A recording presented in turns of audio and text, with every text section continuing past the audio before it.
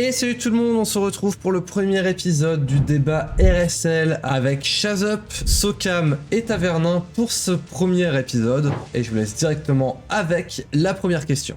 Bon, elle lui m'a demandé de parler de moi. Alors, Shazup, pour ceux qui ne me connaissent pas, joueur ultra endgame, Kraken, on peut le dire, gros Kraken, peut-être sûrement même non, le plus gros Kraken des contenus créateurs francophones, hein, je vais pas le cacher les gars. Alors, je stream du Red Shadow, je fais des vidéos Red Shadow aussi sur YouTube, et ça m'arrive aussi de stream sur Twitch du multigaming. Mais sinon, je fais principalement du Red Shadow sur YouTube et un peu de multigaming sur Twitch en plus du Red Shadow. Donc salut, c'est Socam. Moi, ça fait 6 ans que je joue à RSL. Je suis content creator, donc pour l'instant, enfin en ce moment, uniquement sur YouTube, puisque je suis jeune papa depuis 9 mois. Et du coup, Twitch, c'est un peu plus compliqué. Je suis content creator officiel depuis 2 ans et je crée du contenu depuis à peu près 3 ans. Première question, quels ont été les 3 premiers champions de 6 étoiles sur RSL?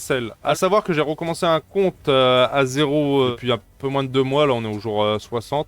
Du coup je vais répondre à chaque fois sur mon ancien compte comment ça s'est passé, parce que j'ai joué en endgame pendant pas mal de temps. Et aussi par rapport à ce compte là, donc sur mon ancien compte, mes premiers champions 6 étoiles, ça a été Gorgé de sang, je crois que j'ai up en premier, je crois que j'ai up Shaman. J'ai très mal joué au début, hein. C'est pour ça que je vais répondre aussi au compte de maintenant où j'ai pas fait les mêmes erreurs. Donc j'avais monté Shaman, Gorgé de sang, le troisième je sais plus c'était qui, j'avais foot mon starter je crois, j'avais vraiment fait un petit peu n'importe quoi. Le troisième je sais plus, et sur ce compte là du coup j'ai complètement fait différemment. J'ai chopé Slixus, donc j'ai monté Slixus pour pouvoir farmer un peu tout en fait. J'ai pas monté le starter parce que vu que j'ai chopé Slixus, je me suis dit que ça allait être mieux, c'était plus simple à stuff, il a besoin que de 70% de taux crit, donc pour la campagne c'était quand même beaucoup plus simple. Ensuite j'ai up je pense que j'ai up Knot, histoire d'avoir un Réa, et en troisième je pense que j'ai up la Tortue du coup, qui est très polyvalente. Alors moi, mes premiers champions 7 étoiles, ça a été tout premier Elaine. Donc Elaine, j'ai fait mon starter, c'était Elaine. J'adore les archers dans tous les jeux. Et dès qu'il y a un archer sur un jeu, je prends toujours Elaine. En deuxième, j'ai eu de la chance puisque mon premier rare, ça a été Apothicaire. Donc en deuxième, j'ai monté Apothicaire, qui est un excellent rare pour le début et que je recommande. Et enfin, mon troisième champion, personnellement, c'était Galex Suprême, puisque quand j'ai commencé le jeu, on pouvait obtenir Galex Suprême juste en installant le jeu, qui d'ailleurs m'avait permis de faire l'araignée 20 pour les missions d'arbitre, puisque j'avais aucune autre brûlure.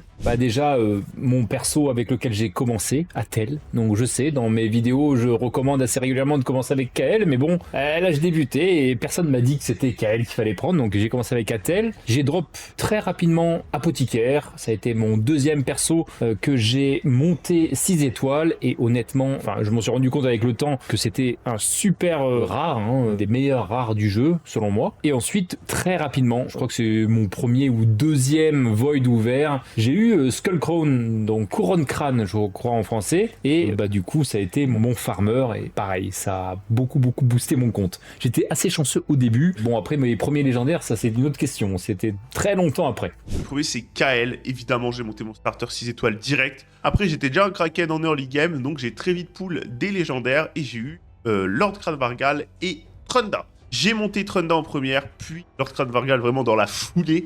J'ai tout monté 6 étoiles hyper rapidement. J'étais tellement hype d'avoir des légendaires que j'ai tout monté sans réfléchir. Donc mes 3 premiers champions montés, c'était Kael, Trunda, Lord Kranvargal, dans cet ordre-là. Pour savoir, je joue au jeu depuis février 2022, donc ça va faire 3 ans déjà. Ça fait 3 ans que je joue, j'ai énormément Kraken, comme vous pouvez le voir, 44 millions de power. Voilà. Seconde question. Quel champion un nouveau joueur devrait obtenir dans les éclats pour avancer le plus vite possible? S'il faut cibler qu'un seul perso, je dirais Gnut. C'était une fusion, il fait des dégâts monstrueux sur les boss parce qu'il attaque sur les PV max. Vraiment game changer je trouve. Mais après c'est vrai que c'est surtout sur le PVE, donc la question elle est vraiment orientée tout le jeu. Mais je dirais que le PVE c'est quand même bien utile pour avoir de l'équipement. L'équipement il est utile pour le PVE comme pour le PVP. Donc bon, moi je suis plus comme ça, voilà, je dirais Gnut. Pour moi, le meilleur champion à choper en early game, Cœur Froid. Cœur Froid qui est un rare en plus, donc ce n'est pas le champion le plus difficile à obtenir. C'est un rare néant, donc ça, on peut l'obtenir que sur les éclats du néant, donc quand même un peu compliqué à choper. Mais Cœur Froid qui est un rare qui est monstrueuse, vraiment elle va venir vous carry les donjons parce qu'elle fait des dégâts sur les PV max et en plus elle peut retirer le compteur de tour des ennemis. Donc Cœur Froid va être vraiment monstrueuse en early. principalement sur le PvE. Personnellement, je vais partir sur un champion que j'ai, et moi je vais partir sur Mariška. Alors pourquoi Mariška? Je me pense que pour quelqu'un qui débute, ça peut être le meilleur légendaire, parce que dans le kit, il y a presque tout. Déjà, elle a une énorme vitesse de base, ce qui est déjà quelque chose d'excellent. Elle a une aura de vitesse lors de toutes les batailles, donc c'est-à-dire que vous pouvez le mettre partout en lead. Son 1-1, elle va toujours attaquer avec quelqu'un d'aléatoire dans la team, donc c'est-à-dire que dans n'importe quel contenu, le chevalier de feu par exemple, c'est-à-dire que là elle attaque une fois, mais qu'un autre allié va attaquer plusieurs fois. Donc si vous prenez que des champions qui tapent au moins 2 fois sur le 1, c'est-à-dire que son attaque ici va taper 3 fois sur le bouclier pour le chevalier de feu, donc ça c'est quelque chose déjà d'excellent. Pour les donjons, par exemple pour le dragon en début de jeu, bah, vous allez faire plus de dégâts. Si vous avez une bonne chigelée, ça peut prendre la bonne chigelée pour mettre du poison. Si c'est le KL aussi, ça peut prendre le KL pour faire du poison. Ça peut permettre de faire plus de dégâts. Si vous avez des champions qui mettent des debuffs sur la 1, par exemple, une réduction d'attaque ou une réduction de défense, Mariška va aussi permettre d'aider là-dessus. Donc bien pour le boss de clan, bien pour les donjons. Pour son A2, elle est sur tous les PV max réduits des alliés, ça c'est pas très important pour le début de jeu, mais le plus important c'est qu'elle va heal de 40% des PV max de cette championne, et donc vu qu'elle a beaucoup de PV de base, vous allez lui mettre beaucoup de PV et ça va heal tous vos alliés à fond. Donc si vous lui mettez par exemple en début de jeu, c'est assez rapide, c'est assez facile de monter à 50 000 PV, d'ailleurs c'est un des premiers défis je crois à faire sur le jeu, et vous allez monter à 50 000 PV, et ben elle va heal votre team de à peu près 20 000 PV. Avec les maîtrises et tout, vous allez pouvoir monter à 25 000 PV de heal, donc à peu près 50%, ce qui va juste être excellent. En plus de ça, elle met un buff bouclier et un buff renforcé sur tous les alliés, donc ça c'est protégé. Donc renforcé, c'est-à-dire que vos alliés vont prendre moins de dégâts, et le bouclier, bah, c'est 20% de ses PV, et donc là, bah, si c'est 50 000, ça fait à peu près 10 000 points de vie de bouclier, ce qui est encore une fois énorme. Et comme vous voyez là, les soins ici sont augmentés, donc quand vous allez mettre des books, ce qui n'est pas une obligation, mais quand vous allez mettre des books, bah, ici vous allez monter à 48% de PV max amélioré. Donc ici vous allez monter à 48% de heal des PV max, et avec les maîtrises et tout, vous pouvez monter à plus de 50% très facilement. On arrive à faire ça tous les 4 tours, donc ce qui est très bien pour le début de jeu, et ça veut dire qu'on n'a pas besoin directement de books légendaires rapidement pour elle. Enfin son A3 qui permet de retirer tous les debuffs, pour moi c'est le seul souci de Mariška en début de jeu, c'est que ici bah, c'est 6 tours de cooldown, mais ça permet de retirer tous les debuffs sur les alliés. Elle remplit le compteur de tour de tous les alliés de 15%, et si vous allez retirer des debuffs supplémentaires, c'est 5% supplémentaires pour chaque debuff qui leur a été retiré. Elle va augmenter la résistance de tous vos alliés de 5 pour chaque debuff retiré, et elle accorde un tour supplémentaire à elle-même si elle a retiré plus de 5 debuffs. Donc ça c'est un champion debuffer qui va retirer tous vos debuffs. En plus ça, elle permet de remplir le compteur de tour, donc ce qui est excellent pour l'arène et dans pas mal de contenu du jeu. Et par exemple dans l'hydro haute, et bah si vous prenez trop de debuffs, ça va augmenter la résistance de vos alliés jusqu'à un moment où vos alliés ne vont plus prendre de debuffs puisque la résistance sera supérieure. Quelque chose qui est excellent avec la Mariška, c'est son passif. Elle va réanimer tous les alliés morts avec 50% de leur PV et 75% de compteur de tour dès que cette championne se fait tuer. Et ça c'est juste quelque chose qui est excellent, puisque c'est à dire que dès qu'elle va mourir, hop, elle va réanimer tous vos alliés. Donc même si votre perso qui va réanimer vos alliés meurt, et ben elle va permettre de le réanimer. Et donc ça c'est juste excellent. Donc vous n'avez pas besoin d'avoir un second raise, elle permet de le faire. Avec aussi du coup, elle met des blocages de dégâts sur les bombes poison brûlure. Donc ça c'est aussi un bonus. Mais clairement Mariška pour le début de jeu, c'est un super bon champion. Je pense qu'il n'y a pas mieux que Gnut au niveau des legs, au niveau des mythiques, Galatir, au niveau des épiques. Maintenant qu'on a la tortue gratuitement, tous les champions avant comme Dirk Armstrong, Chevalier Serre qui était très fort en early, le sont plus forcément. Je dirais peut-être un Gorgorab en épique, c'est quand même très polyvalent je le trouve. Lilithut, ouais Lilithut c'est pas mal aussi, mais je pense que Gnut fait mieux avancer. C'est vraiment trop fort Gnut, c'est trop fort pour partout hein, en vrai. Ouais donc sans la tortue, du coup au niveau des épiques, un truc comme Dirk Armstrong c'est très fort. C'est vrai que la tortue elle est bientôt plus là. Quel est pour toi le pire champion du jeu? Donc question numéro 3, pour moi c'est Jinro, donc champion que j'ai. Jinro où je me dis en fait que même quelqu'un qui débute le jeu, il a Jinro. Donc on va dire qu'il open Jinro. Mais en fait je ne le conseillerais pas de le monter. Puisque son 1, bon le truc bien c'est qu'il a des dégâts basés sur la def. Mais ici c'est qu'il attaque un ennemi et il a 50% de chance d'augmenter de 2 tours le temps de recharge d'une des compétences prises au hasard de la cible. Donc c'est juste une des compétences, une chance sur 2. Ça en soi c'est plutôt pas mal, c'est ok. Son A2 ça attaque un ennemi, il met un étourdissement pendant 2 tours. Ça va ignorer les blocages de debuff et blocages de dégâts, ça on s'en fiche totalement, vraiment c'est un truc où blocage de dégâts au début de jeu on n'en a pas trop besoin, étourdir pendant 2 tours c'est ok, mais c'est un A2, c'est à dire que normalement on en a où c'est tous les ennemis, donc là c'est à dire qu'on va sélectionner qu'un seul adversaire en face et on le fait que pendant 2 tours. Son A3 c'est qu'il va placer sur ce champion une augmentation de def et de 3 tours et une contre-attaque de 2 tours, et ça tous les 7 tours, et donc ça demande des books, ici pour passer à 4 tours, et la contre-attaque bah on a des champions qui permettent de le mettre sur tous les alliés, donc là c'est que seulement sur lui. donc c'est pas très intéressant. Pour un champion légendaire néant, c'est vraiment pourri. Son passif, où il augmente la def de champion chaque fois qu'il contre-attaque, donc là on pourrait dire ok bah ça c'est top parce qu'en fait il augmente sa défense, donc à chaque fois qu'il contre-attaque, bah ici à chaque fois qu'il se fait attaquer, hop il augmente sa défense à l'infini. Sauf que non, parce qu'en fait à chaque fois ce champion rejoue un tour, la défense bonus est supprimée. Donc en soi bah ça fonctionne que on va dire 3-4 fois quoi. Donc c'est pas top. Et lorsqu'il attaque, il convertit la résistance de champion en précision supplémentaire. Donc là c'est ok parce que c'est-à-dire qu'on n'a pas besoin de lui mettre de la précision, on a juste besoin de lui mettre de la résistance. Et encore c'est que lorsqu'il attaque, c'est-à-dire que si on met une âme ou haute sur ce champion, bah et qu'il y a besoin de précision sur cette âme là, bah ça fonctionne pas, donc c'est pourri. À la fin du tour de ce champion, il place un debuff provocation d'un tour sur tous les ennemis sous le buff augmente son attaque. Ça peut être sympa, mais sauf que bah au buff augmente son attaque, souvent en arène haute, il y a un blocage des buffs, et donc malheureusement s'il y a un blocage des buffs, ça ne sert strictement à rien. Il faudrait que ça soit impossible à bloquer et que ça passe à travers, mais malheureusement ce n'est pas le cas. Il augmente la résistance de tous les alliés de 80 lors de toutes les batailles, et clairement c'est encore une aura qu'on utilise très peu, et donc pour un légendaire néant, clairement c'est un champion qu'il ne faut pas monter. Donc pour moi le pire champion du jeu c'est tout simplement Hurlim. Vraiment Hurlim qui pour moi est une bouse alors qu'il a été up je sais pas combien de fois. Je crois qu'il a été up 2 ou 3 fois. Vraiment injouable. En fait c'est ça son vrai problème, c'est qu'il fait rien d'intéressant. Son seul sort intéressant à minimum c'est son A3 et il a même pas 100% de chance de placer un debuff gel. C'est vraiment triste hein. Il y a peut-être des champions qui sont encore plus nuls, mais vu que c'est un légendaire Void, chope Hurlim sur tes légendaires Void en pity et c'est vraiment un leg ignoble qui sert à nulle part et pourtant il a été up. Je pense que tu parles des legs, hein. Je vais pas répondre sur un peu commun, sur un commun. Donc minimum leg, il y a la fameuse Pixniel, mais c'est surtout qu'elle est chère en boucle. Elle est pas si nulle en vrai. Elle est pas si nulle, c'est juste qu'elle coûte très très cher en boucle, donc souvent on la nomme. Mais je pense qu'il y a plus nul, je sais pas, genre t'as des trucs comme Nari qui sont très nuls par exemple. Nari, j'ai l'impression que personne s'en est servi. Il y en a d'autres hein, que je dois oublier. Notre gare c'est très nul. Il y en a plusieurs en vrai qui sont plus nuls pour moi que Pixniel. C'est juste que Pixniel 17 boucle leg, voilà quoi, si merde. Les persos que j'ai jamais vu jouer, ça je l'ai jamais vu jouer. C'est fort ou pas ça? Oh, c'est fort. Pourquoi je l'ai jamais vu jouer, lui? Je crois qu'il te chope d'une certaine façon. Krilla, c'est... en fait, c'est un allié attaque où les épiques sont meilleurs qu'elle, en fait, au niveau de la même chose. Groak, c'est très très nul. Il y en a plusieurs, en vrai. C'est compliqué d'en nommer que un seul. On a tendance à vouloir nommer tout le temps Pixniel parce que Pixniel coûte très cher en boucle, mais pour moi, c'est pas non plus la plus nulle. Alors ça, c'est une question que j'ai vraiment cherché pendant un bon bout de temps. Bon, il y a Pixniel, bien entendu, qui m'est venu à l'esprit. Et pourtant, je dirais quand même Hurlim. C'est un légendaire Void et c'est pour ça que selon moi voilà il est encore pire que Pixniel parce que lui il n'a aucune excuse vu qu'il est d'affinité Void, donc d'un Void on attend quelque chose d'assez exceptionnel. Alors oui bien sûr il y a d'autres Void qui sont bien nuls mais alors lui il a été buff 2 fois je crois et il est toujours aussi nul. Si tu pouvais buff améliorer un champion, lequel ce serait et comment? Alors il y en a plusieurs pareil et du coup je donnais l'exemple de Krilla qui est un leg qui est moins forte que Farakin, c'est un peu débile. Elle fait la même chose que Farakin en moins bon par exemple, ça j'aimerais bien que ce soit up. Un perso que j'aime bien, qui aurait pu être up, c'est Gorgé de sang. J'adore ce mob, mais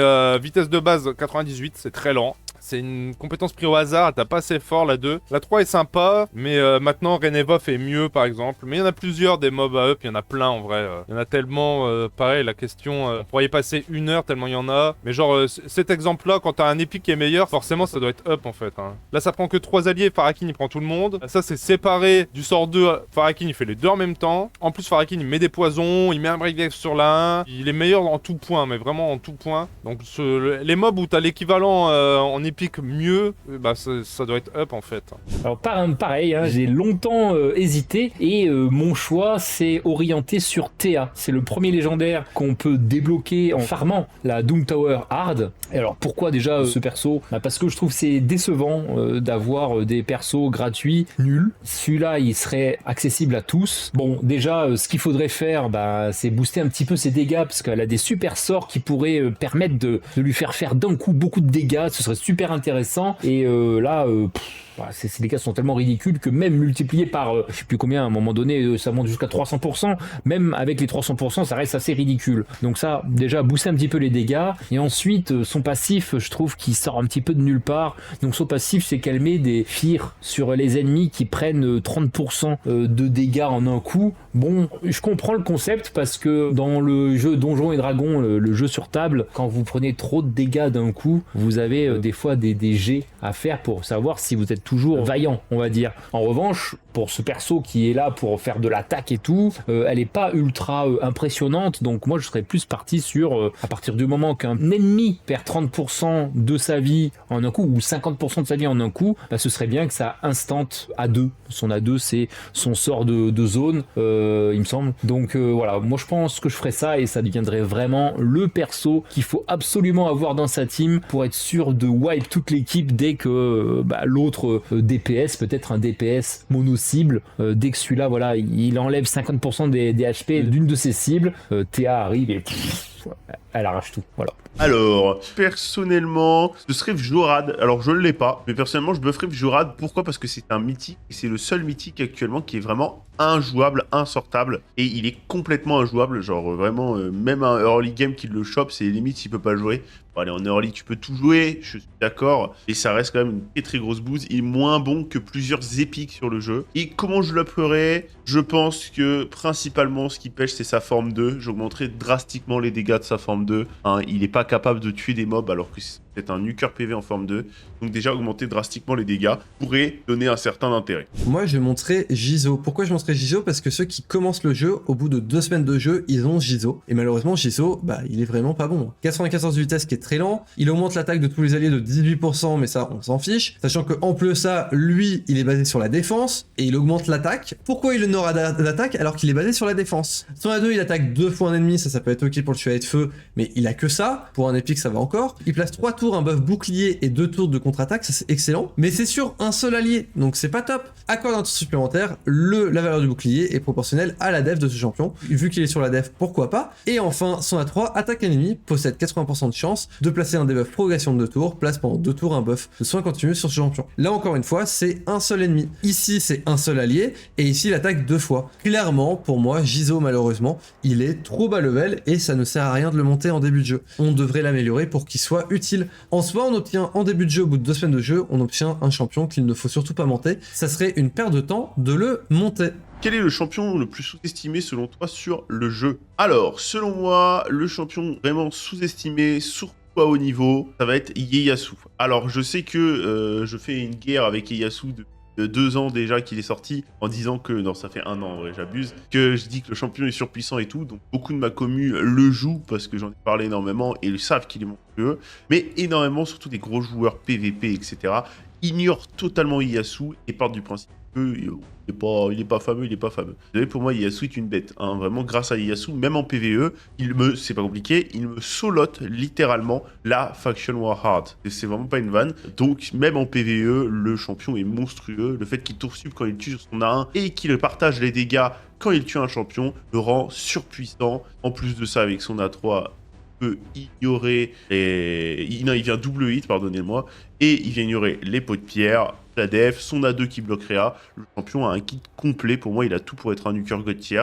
et il est juste très sous-estimé. Même moi je le joue encore beaucoup. Bonne question. Inishak très sous-estimé en arène, je trouve, en RTA. Sachant qu'on est dans une méta pot de pierre depuis un bon moment. Je le vois pas assez. La plupart des mobs sont quand même à leur niveau. Il y en a pas mal des surestimés, mais des sous-estimés, je vois pas trop. La plupart des bons mobs sont joués là où ils doivent être joués. Arbitre à haut niveau, c'est sous-estimé. Gurgo, ouais. Oui, c'est vrai, Gurgo est sous-estimé. Parce que depuis son up, il est très fort. Sulfurion, je trouve sous-estimé. Sulfurion est très très fort en arène. Quand t'as la blessing et tout ça, la relique, il est très très fort en arène. Et il est fort aussi en PvE, hein. Il est fort un peu partout, Sulfur. Et je le vois pas assez. Alors peut-être qu'il y a pas assez de gens qui l'ont, hein, tout simplement. Pour moi, le perso qui est totalement sous-estimé, c'est Chronam. Perso gratuit, je vais rester sur mon créneau qui est le côté free-to-play low spender. Et je vois trop de free-to-play ou low spender qui n'ont pas le perso. Alors que c'est un perso qu'on peut aller chercher juste en passant du temps. Alors oui, c'est vrai que ça prend pas mal de temps. Mais quand on va chercher Chronam entièrement, je rappelle quand même qu'il y a 1, 2, 3, 4, 5, 6 ou 7 sacrés alliés aller chercher au passage. Il y a un épique à aller chercher, l'épique qui marche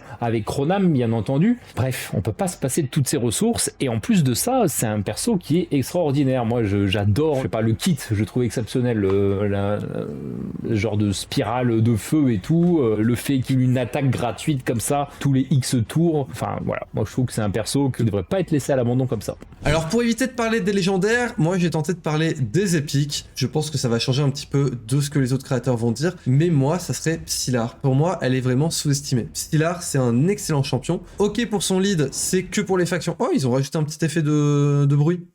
C'était pas ça avant, il y avait pas ça. Mais pour le coup ici Psylar, elle augmente la vitesse que dans les clips de faction, donc c'est pas mal pour les clips de faction, mais c'est un peu dommage. Ici elle place pendant 2 tours un buff réduction de vitesse sur tous les ennemis, ce qui est excellent, et elle réduit le compteur de tour de 40%.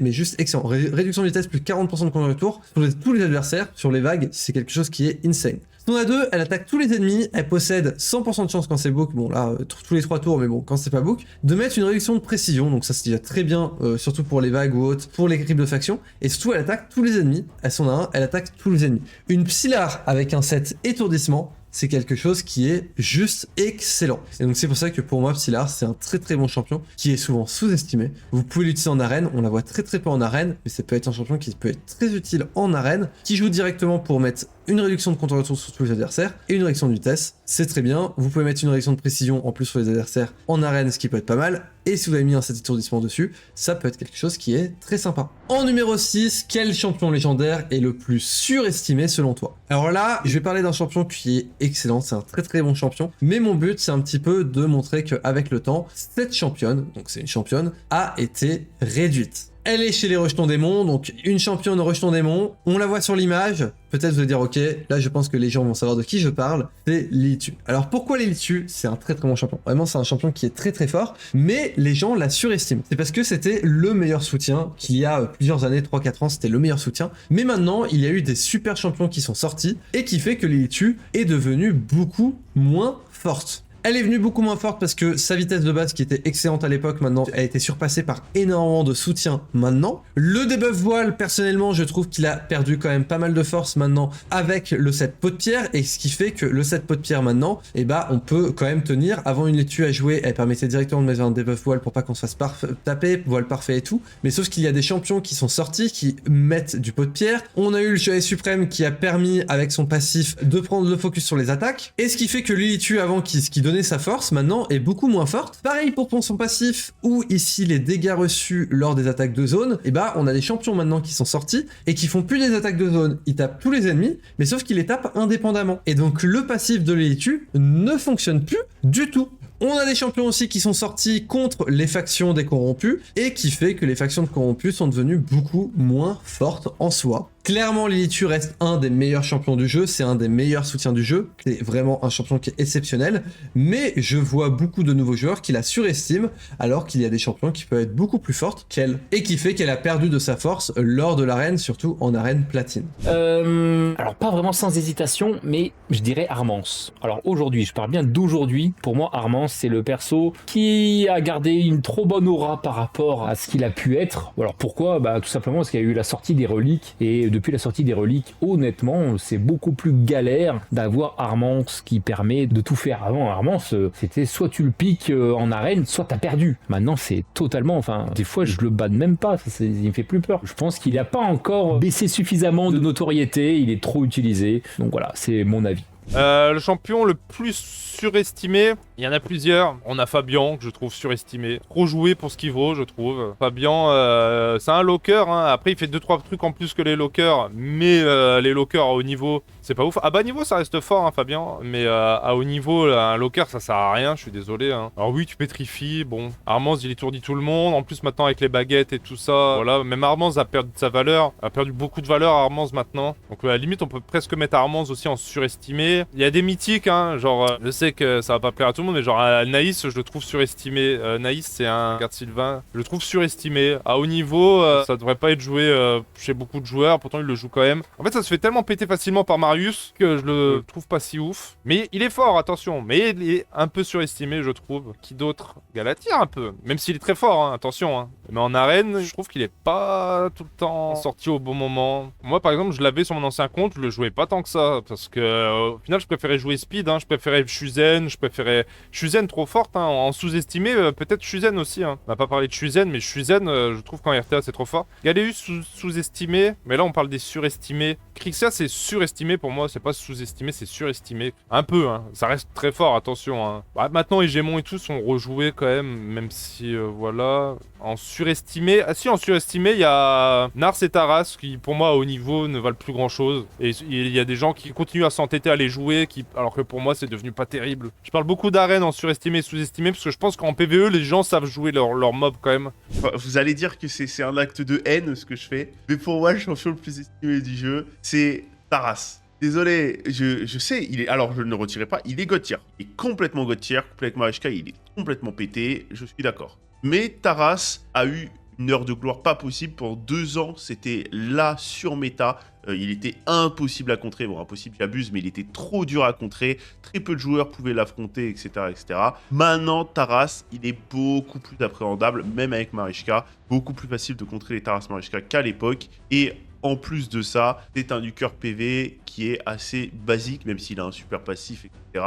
Désormais, Taras n'est plus aussi dur à contrer qu'à l'époque, et pourtant, pour beaucoup de joueurs, Taras est encore le Saint Graal et limite le meilleur champion du jeu. J'ai entendu des gens dire que Taras était le meilleur champion du jeu, pas moins que là. Alors, le champion est broken et God tier de fou. J'adorerais le choper. Conseil à n'importe qui si tu places ton compte, c'est refait. Mais il est surestimé dans le sens où des gens m'ont déjà dit « Je préfère avoir Taras que Sifi ». Ça n'a aucun sens. Avoir Sifi que Taras, à moins que ton compte il soit il y a Galatir, Théodosia et tout, et t'as pas de nuker, là je peux comprendre, mais normalement Sifi, moi dans une tier list va aller beaucoup plus haut qu'un Taras. Ensuite, 7ème question, quel champion épique tu considères meilleur qu'un légendaire? Lequel et pourquoi? Bah, je dirais Finax. Il fait des dégâts monstrueux. En plus, vu que c'est un épique, c'est assez simple d'aller chercher, entre guillemets, avec le temps, de le monter plus 4, etc.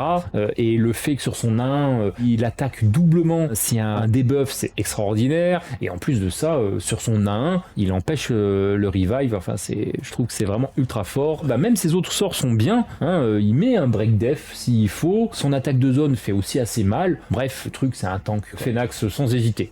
Bah, il y a toujours le même mob qui fait ce que les mythiques et les legs ne font pas. On a toujours cette histoire de prophétesse. Alors, à très haut niveau, Sigfrund va passer les vagues de la même façon. Hein, quand t'as le stuff pour, il va même les passer mieux parce que t'auras pas besoin de mettre de buff et tout ça. Mais bon, on a toujours cette histoire de prophétesse. Tout à l'heure, je parlais de Farakin par rapport à Krilla, par exemple. Farakin qui fait partie des meilleurs alliés attaque du jeu, c'est un épique. Ouais, et surtout ces deux mobs-là à prendre en compte. Bah, surtout prophétesse. Il y a plein d'épiques meilleurs que des legs. Géo, MMC, ouais, Géo. Très fort. MMC, non. MMC, c'est pas... Après, t'auras jamais de bouclier aussi gros que MMC aussi rapidement sur la Spider. Ça, c'est sûr. Mais ouais, Prophétesse, il y a quand même très peu de legs et de mythiques qui font la même chose. Les ME en BDC, hein, au final, il y a assez peu de legs qui... On peut faire des teams intuables avec des legs, mais t'auras pas l'immu avec. Donc, beaucoup plus simple à faire avec Mangeur-d'Homme, par exemple. Un champion épique que j'adore et que je joue énormément et que... plein de ce champion épique, c'est Daiti le Brumeux. Pour moi, c'est un nuker épique qui vaut largement un légendaire, hein, même plus que ça. Il fait super mal, il a des chances de tour sup sur son A1 à chaque fois qu'il attaque. Hein. Il est capable de se mettre lui-même en augmentation d'attaque et de précision qui lui donne en plus un tour supplémentaire. Il va mettre un break défense de zone et il fait super mal. C'est pas compliqué, ce est un monstre, on peut même l'utiliser en PvP. Je me rappelle à l'époque, il y avait un challenge Plarium, il y avait des nukers légendaires et au final j'ai utilisé Daiti en nuker épique et j'avais fini 2e au challenge Plarium parce que Daiti est monstrueux et meilleur que les légendaires. Clairement, pour moi, il est meilleur que beaucoup de légendaires. Dites-vous que c'est pas compliqué, ma faction Warhards, des Garde Sylvain, c'est Daiti qui me la farm tout seul. C'est pas compliqué, j'ai 2 Daiti dans ma faction Warhards Garde Sylvain, c'est les 2 Daiti qui farment la faction Warhards sans aucun problème et pas besoin d'aide de légendaire ou quoi que ce soit. J'ai même pas de nuker hors Daiti dans cette faction que j'utilise sur la faction Garde Sylvain. Donc vraiment pour moi Daiti monstrueux, meilleur que les légendaires. Alors, en temps normal, j'aurais parlé de prophétesse, mais je pense qu'un autre créateur de contenu va le faire, je ne sais pas. Je vais parler d'un champion qui m'a permis de monter Gold à peu près au bout de 1 mois et demi de jeu en Gold 4. À l'époque, il n'y avait pas encore le Gold 5. Même si ce champion maintenant est beaucoup moins fort qu'avant à cause du pot de pierre, je vais parler de Sombre Enchantress. Donc de Sombre Enchantress, pourquoi? Puisque pour l'arène, je trouve qu'il n'y avait pas mieux à l'époque. Il y avait rien qui contrait Sombre Enchantress. Tant que je jouais en premier, j'étais obligé de gagner. C'est un champion qui était néant, donc il n'y avait pas de contre-affinité. Avec son A3, j'attaque tous les ennemis. J'avais 100% de chance de mettre une provocation de 2 tours. Et dessus, il y a un buff invincible sur ce champion pendant 2 tours. Donc ici, ça fait que j'avais des provocations pendant 2 tours sur tous les adversaires. Je ne pouvais pas me faire taper et c'était juste très fort. Ici, elle peut aussi mettre un blocage des buffs qui était aussi très très fort. Et à l'époque, il faut savoir qu'on pouvait retirer la compétence active. C'est que ce debuff là, on pouvait le retirer et c'était quelque chose qui était excellent. Ils l'ont corrigé à peu près après 1 an et demi de jeu, genre vers 2021. Donc pendant 1 an, j'ai pu l'utiliser et c'était très très fort. Vraiment, une Sombre Enchantress, provocation pendant le tour, c'est juste excellent, il n'y avait pas mieux. Et c'est un champion que je considérais meilleur qu'un légendaire, à l'époque en tout cas, et qui peut encore être très utile pour ceux qui veulent monter en arène. Le seul souci maintenant, c'est les buffs pot de pierre. Quel est le champion favori sur ton compte et pourquoi? Alors, question très difficile, surtout quand on a un compte assez garni comme le mien. Il y a beaucoup de champions que j'adore. Dire quel est mon champion favori, pendant longtemps ça a été Cupidon, hein, pour ceux qui savent. Malheureusement, Cupidon n'est plus vraiment méta, n'est plus méta. Je pense que ce serait le petit Gizmak, parce que Gizmak a été un champion, quand j'ai chopé, tout le monde me disait force, en mode il est nul, et au final, je l'adore, je le trouve trop fort, PVP, PVE, vraiment un champion hyper flexible. En plus de ça, la méta est au stone skin, et donc avec la brûlure, il peut casser le pot de pierre. Donc vraiment pour moi, Gizmak, je dirais que c'est mon champion favori. C'est un des premiers mythiques que j'ai chopé sur mon compte. Et vraiment une bête, il me carry ma RTA, vraiment je l'adore. Gizmak pour moi c'est mon champion favori, je pense actuellement sur...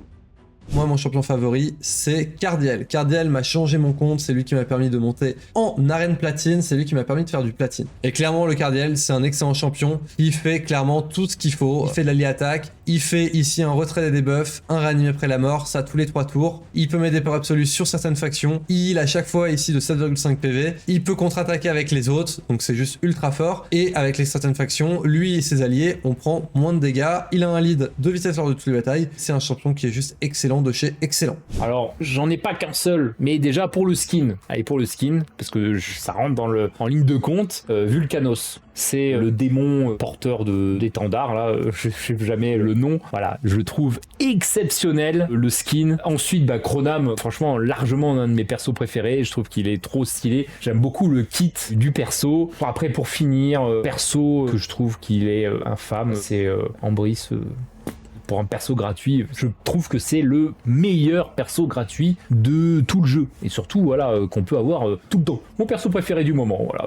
Peut-être que quand j'aurai autre chose plus intéressant, je changerai d'avis, mais pour l'instant, c'est ça. Alors, sur mon ancien compte, c'était Ronda pour des raisons évidentes qui sont qu'elle était plus 4-6 étoiles et qu'elle avait des stats de port et que j'arrivais à tuer n'importe quel mob, même avec du pot de pierre, quasiment n'importe quel mob avec du pot de pierre avec son A2. Donc, je passais à travers le pot de pierre, c'était assez satisfaisant. Mais c'était vraiment, c'est vraiment subjectif. C'est pas un bon mob, hein, comme j'ai dit. Enfin, ça, c'est un mob moyen tiers plus, on va dire. C'est bon, mais c'est pas non plus god tier.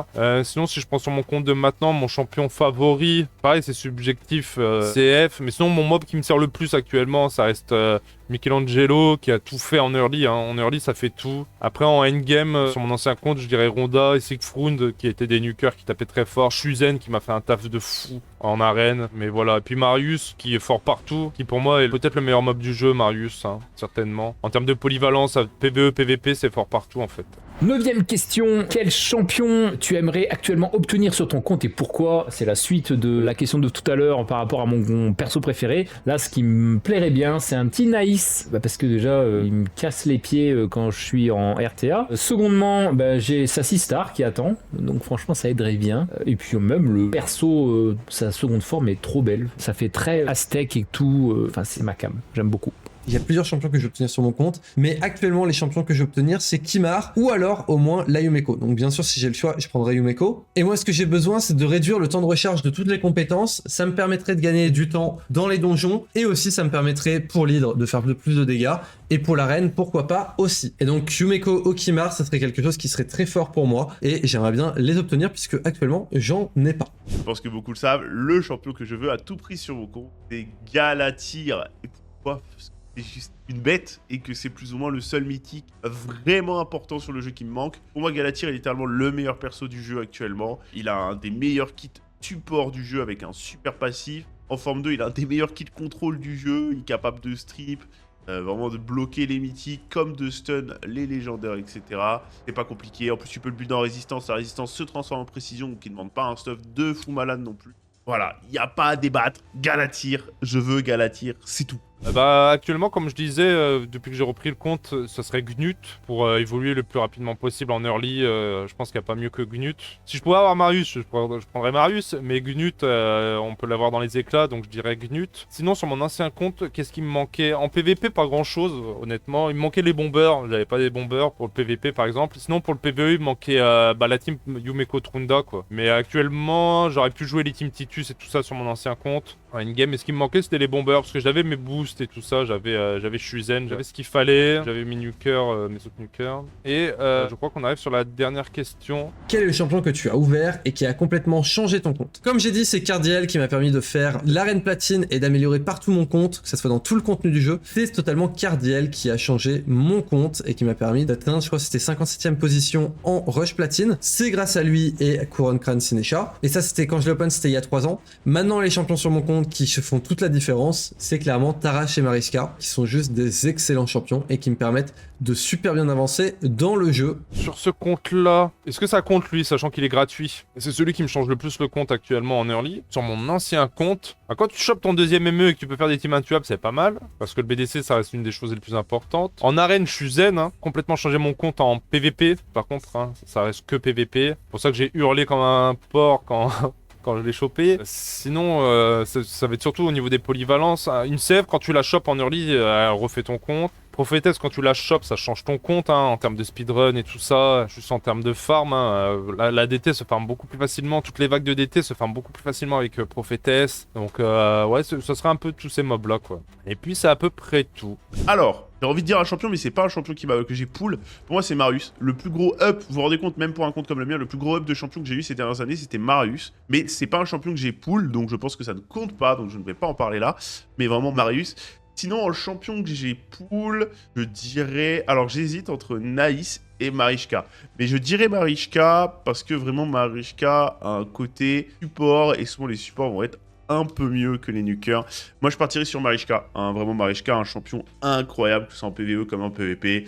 Une bête. Vraiment, je pense que c'est Mariska qui m'a apporté le plus de champions sur mon compte les dernières années. Elle m'a permis de carry mon PVP. Elle m'a permis aussi à l'époque de beaucoup jouer en PvE. J'ai fait mes premières teams chimères avec Mariska. Et je partirai sur Mariska. Mon premier légendaire Void, j'ai eu Krisk. Ça a boosté mon compte de fou. Mais bon, voilà, on va dire qu'il y a 3 persos où j'ai vu vraiment un changement. Ça va être Krisk. Ça a été monstrueux. Sur le boss de clan, ça m'a beaucoup aidé vu que j'avais pas grand chose. Ensuite, j'ai eu Badelkhazar. Badelkhazar m'a aidé à farm le dragon en solo. Enfin bon, bref, ça m'a débloqué plein de choses. Et le dernier perso, c'est pas le même type vu que c'est un perso gratuit. C'est Lydia. Lydia a boosté complètement mon compte.